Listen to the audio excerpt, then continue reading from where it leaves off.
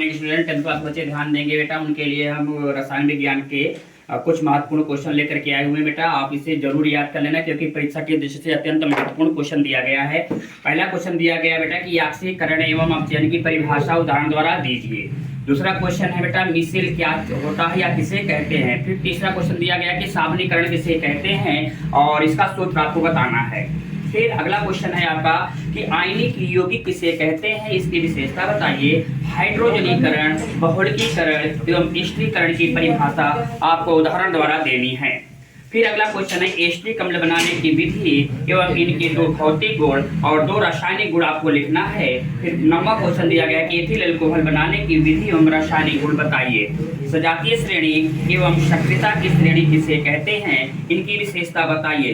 प्रगलन, निस्तापन, version, बेसेमरीकरण, सांद्रण एवं अयस्क एवं खनिज की परिभाषा या टिप्पणी लिखना है बेटा। इसमें से जरूर क्वेश्चन आएंगे। जो क्वेश्चन नंबर 9 है आपका प्रगलन है, निस्तापन है, भर्जन है, बेसेमरीकरण है, सांद्रण है, अयस्क एवं खनिज, इसमें से 100% एक क्वेश्चन आना ही आना है पेपर में। फिर पेट्रोलियम तो अत्यंत महत्वपूर्ण क्वेश्चन है। पेट्रोलियम किसे कहते हैं, क्या होता है।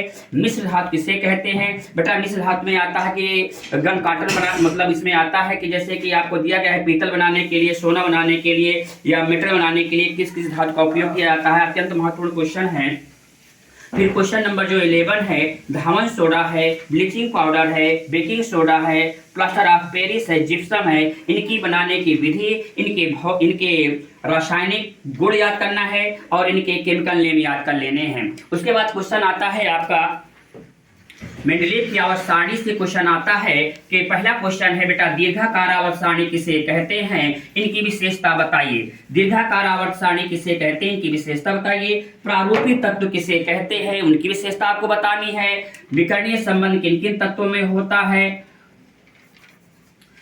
उसके बाद आता है मेंडलीव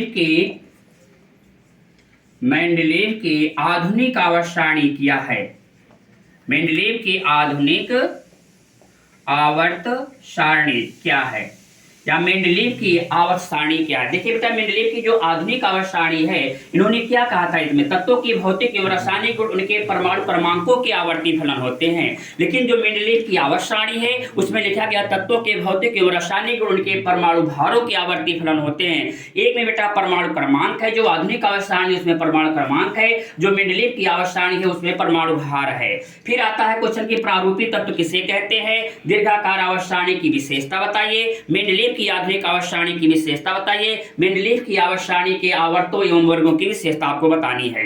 जैसे मान लीजिए इन्होंने लिखा है 17Cl35 को किस आवर्त में और किस समूह में रखा गया बेटा, तो 17Cl35 का मतलब ये होता है कि इनका बेटा परमाणु क्रमांक कितना दिया गया, 17 दिया गया है। इनका हम इलेक्ट्रॉनिक विन्यास कर लेते हैं, 287 हो जाता है। अब एक चीज बेटा आपको ध्यान देना है कि इनकी संख्या कितनी है, 1 2 3, तो तीसरा बेटा इनका क्या चीज होता है, आवर्त हो जाता है। और लास्ट में जितनी संख्या होती है वो इनका क्या कहलाता है, वर्ग कहलाता है। अगर संख्या जो 4 से ज्यादा होती है तो उसको बेटा 8 में से हम क्या करते हैं, माइनस कर देते हैं। कहने का अर्थ ये जो क्लोरीन होता है, क्लोरीन को मेंडलीव की आधुनिक आवर्त सारणी के 7वें समूह में रखा गया है। किसके, 7वें समूह के बी उपवर्ग में रखा गया है। जैसे मान लीजिए यहाँ पर लिखा गया है 12 Mg, Mg मतलब मैग्नीशियम आ गया। इसका इलेक्ट्रॉनिक विन्यास 2 8 कितना होता है, 2 होता है। इसे किस आवर्त में, 1 2 3, तीसरे आवर्त के और दूसरे समूह में रखा गया है। तो ये होती है बेटा, इनमें से एक क्वेश्चन जरूर आता है पेपर में करने के लिए। तो ये आपके रसायन विज्ञान के अत्यंत महत्वपूर्ण क्वेश्चन दिए गए बेटा, इसे आपको अच्छे से तैयार कर लेना है।